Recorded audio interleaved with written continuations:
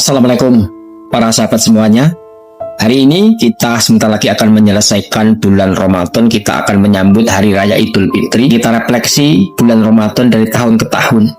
Bulan Ramadan adalah bulan di mana kita memberikan empati, simpati kepada kemiskinan, karena kita diajak untuk merasakan kelaparan, sehingga dengan lapar itu kita akan mampu untuk memberi, untuk menumbuhkan sifat-sifat saling tenggang rasa, menjadi bagian dari masyarakat kita yang penuh kegotong royongan.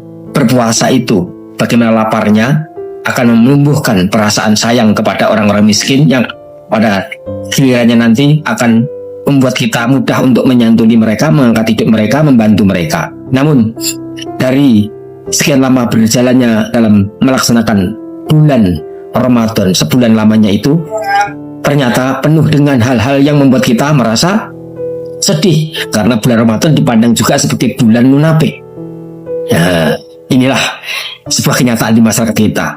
Di satu sisi kita ingin beribadah, di sisi lain kita mengendarai untuk memanipulasi segala bentuk syahwat yang ada pada diri kita dengan berdalih agama. Seperti contoh bahwa Ramadan harus mengurangi aktivitas supaya kusuk puasa, sehingga perusahaan-perusahaan dituntut untuk melonggarkan waktunya, memendekkan jam kerjanya. Sekolah juga begitu, karena bulan Ramadan maka murid tidak lagi mengalami jam-jam pelajaran sebagaimana sebelum Ramadan yang panjang, tapi dipersingkat waktunya dengan alasan biar konsentrasi puasa.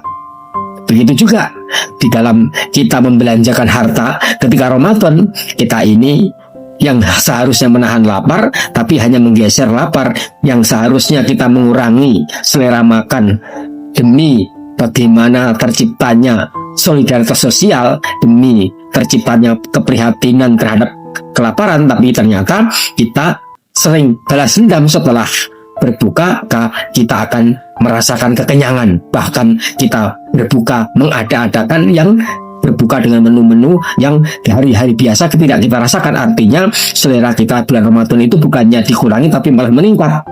Bahkan belanja rumah tangga menurut data nasional itu naik menjadi 15% di bulan Ramadan hingga 20%. Artinya borosnya hari-hari biasa dengan bulan Ramadan lebih banyak bulan Ramadan, padahal kita sedang berpuasa, padahal kita sedang menahan pengeluaran. Tapi kenapa malah kenyataannya berbeda? Inilah alasan disebut bulan munafik, bulan Ramadan, karena kita tidak mampu untuk menyikapi bulan ini sebagai bagian pengendalian diri, tapi malah sebagai pelampiasan dari akibat kita merasa lapar, dilampiaskan, akhirnya pengeluarannya menjadi lebih besar. Dan juga dengan bulan Ramadan ini kita menuntut perusahaan untuk memberikan THR, pengeluaran kita gara-gara ingin memberikan tunjangan-tunjangan, akhirnya yang tidak berpuasa pun merasa berhak mendapatkan tunjangan-tunjangan. Hari raya ingin punya tambahan uang. Tradisi-tradisi kita memberikan uang tambahan yang kita kemas dengan nama THR, padahal tidak ada hubungan dengan antara bos dan karyawan, karena THR diberikan biasanya dari perusahaan kepada karyawannya yang sudah bekerja 1 tahun sebagai apresiasi tambahan biaya menyambut hari raya. Nah, karena ini membudaya, akhirnya semua merasa ingin mendapatkan fitrah atau uang lebih di bulan setelah Ramadan berjalan selama 1 bulan lamanya. Nah, kemudian tidak hanya berhenti sampai di situ saja. Orang yang menyambut Ramadan ini dia dibebani oleh persoalan-persoalan tanggung jawab di lingkungan masyarakat untuk bagaimana mengadakan Lebaran yang disuguhi dengan makanan-makanan, menu-menu yang berbeda dari hari-hari biasa. Mengadakan makanan yang lebih mewah, yang selama ini tidak makan daging, dia harus diadakan makan daging. Kalau tidak makan daging, tidak lebaran namanya. Kalau tidak punya kue, tidak lebaran namanya. Kalau tidak berpakaian yang bagus-bagus, tidak lebaran namanya. Sehingga apa tujuan daripada Ramadan itu tidak tercapai. Apa keinginan masyarakat untuk menghasilkan pendidikan Ramadan, mendidik kita punya empati, simpati, punya kepekaan sosial, punya rasa prihatin, punya kemampuan di dalam diri untuk mengoptimalkan rasa yang gejolak selama ini dengan nafsu yang begitu tinggi. Ternyata malah semakin nafsu itu berjalan tidak terkendali. Kalau hal ini terus berjalan dari tahun ke tahun, perlukah hal ini kita pertahankan terus dan terus? Sampai kapan kita akan menemukan Ramadan yang penuh dengan makna, penuh dengan kedamaian, penuh dengan ketentraman? Dan sampai kapan kita akan memisahkan bahwa ibadah dengan bekerja itu berbeda? Padahal yang namanya ibadah itu di dalam bekerja itu juga ibadah.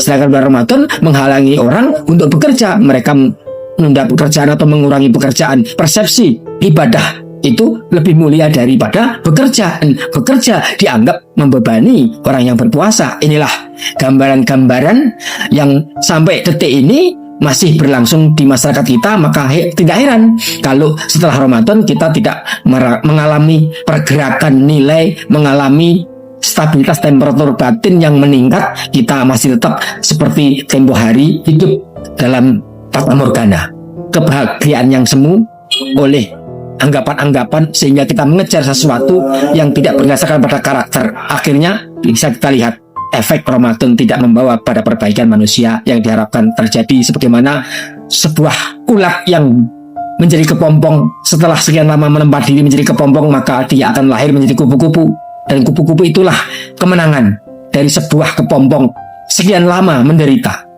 Kita tidak menemukan itu di bulan Ramadan. Setelah Ramadan kita masih seperti tempo dulu. Akhirnya yang korupsi tetap korupsi, berbuat nista tetap berbuat nista, dan tidak ada efek apapun. Hanya kita merasakan hiruk pikuk dalam bulan Ramadan, gegap gempitanya saja, seremonial yang kita besar-besarkan.